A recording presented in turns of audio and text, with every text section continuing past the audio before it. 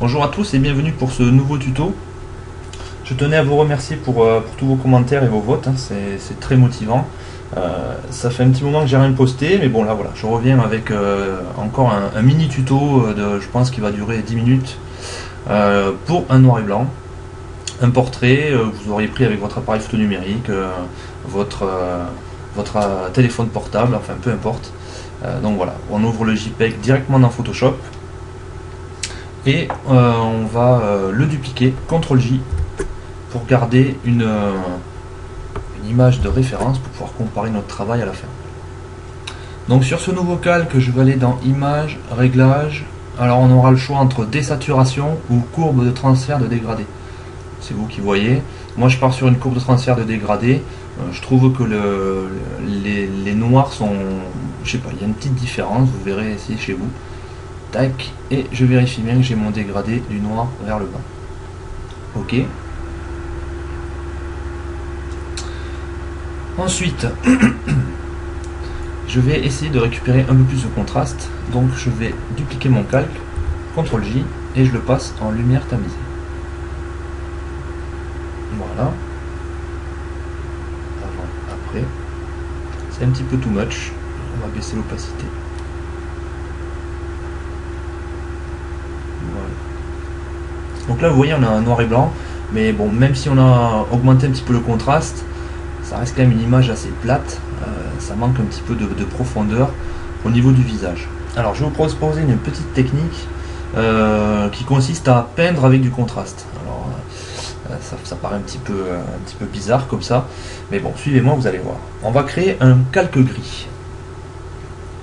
Nouveau calque, ici.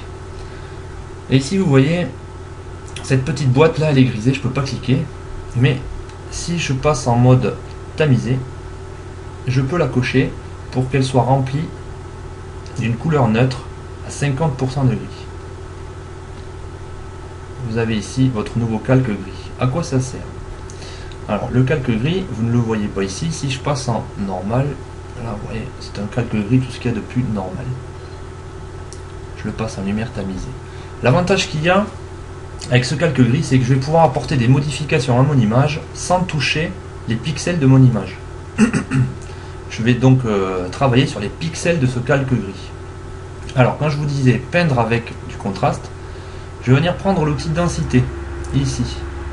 Alors pour ceux qui ne connaissent pas, démonstration rapide, l'outil densité, donc je suis en densité moins,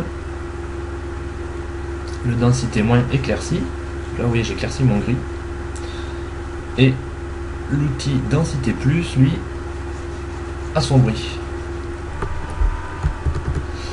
Alors pour pas s'embêter à passer d'un outil à l'autre, petite astuce, donc là j'éclaircis, et si j'appuie sur la touche Alt, je passe automatiquement dans l'autre outil, même si ça ne se voit pas ici.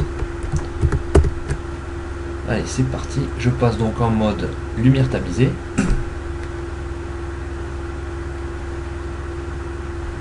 Tac.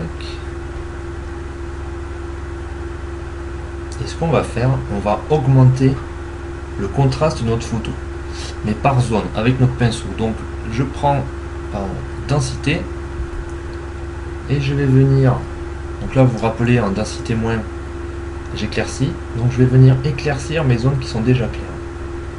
C'est parti.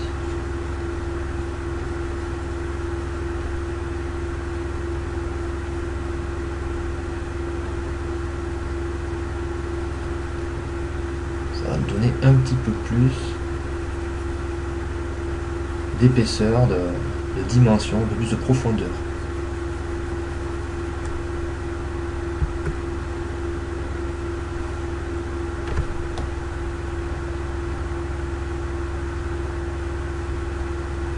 Là, on a l'impression que ça ne fait rien du tout. Vous allez voir. Donc là, j'ai éclairci pas mal. On va éclaircir ici aussi un peu. Et maintenant, je vais passer à l'autre outil. Donc, j'appuie sur Alt et je vais assombrir.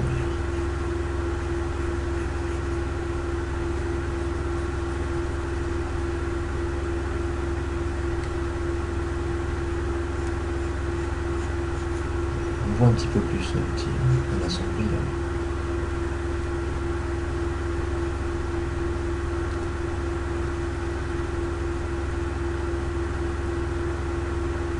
On essaye de soutenir le regard en assombrissant le contour de l'œil.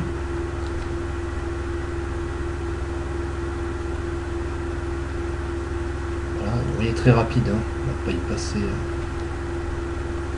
une heure.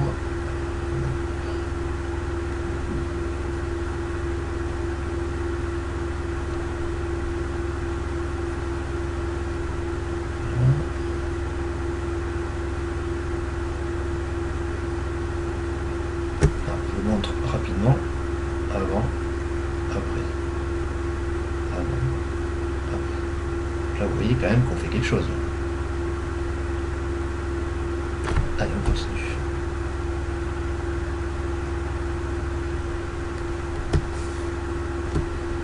On va assombrir ce qui est déjà sombre.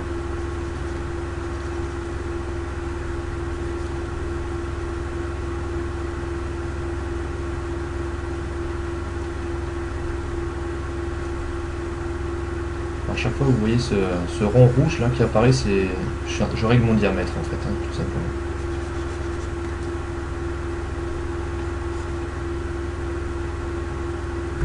J'éclaircis.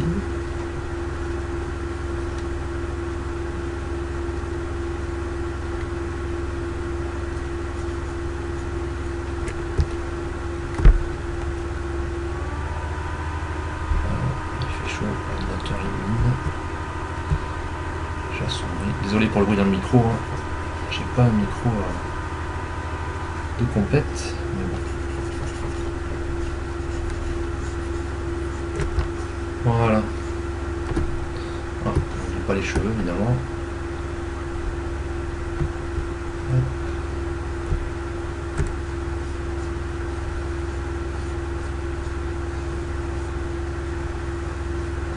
Mèche.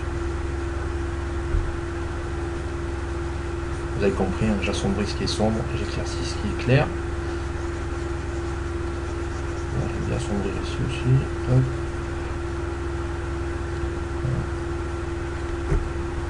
Essayez de me dépêcher pour pas que vous endormiez devant vos écrans. Tac. Ça donne quoi? Avant, après. C'est plutôt pas mal. Oui, on a récupéré un petit peu plus de profondeur sur notre photo. Si vous voulez voir un petit peu le boulot qui a été fait, hop, je passe mon calque en lumière en mode normal. Et ici, vous voyez un petit peu comment on a peint sur notre photo. Voilà. Je repasse en mode lumière tamisée. Ce qu'on peut faire, c'est lui appliquer un petit flou. Hop, atténuation, flou gaussien, pour essayer d'atténuer un petit peu plus le passage de nos zones claires à nos zones sombres. À 2, c'est pas mal. Voilà. Et là, on est plutôt pas mal. Ok. Maintenant, je pense qu'on a fait le tour sur notre personnage. On va maintenant appliquer un arrière-plan. Alors, pour changer l'arrière-plan, moi je vous propose déjà de faire un petit screenshot de ce qui a déjà été fait. C'est-à-dire, pour éviter d'écraser toutes les images pour obtenir celle-ci, on va faire un petit raccourci clavier en étant sur le dernier calque qui est concerné. On va faire un Shift Ctrl Alt E. Shift Ctrl Alt E. Et on obtient une image qui compile tout le reste sans écraser les calques précédents. Et on va bosser maintenant sur cette image-là. Donc je vous propose d'aller chercher notre texture qui est disponible en téléchargement avec le cours, hein, sur le site tuto. Voilà. Ok. Et on va la passer en lumière tamisée. Vous voyez, on récupère la texture. Bon, cette texture là passe évidemment par-dessus notre modèle, hein, mais c'est pas grave. On va lui mettre un petit masque de fusion pour cacher l'excédent. La plume, tac. Je peins en noir là où je ne veux pas que ma texture se voit. Voilà. Pas besoin d'aller vraiment tout au bord, hein. C'est une retouche rapide et vous verrez que le résultat est pas mal du tout.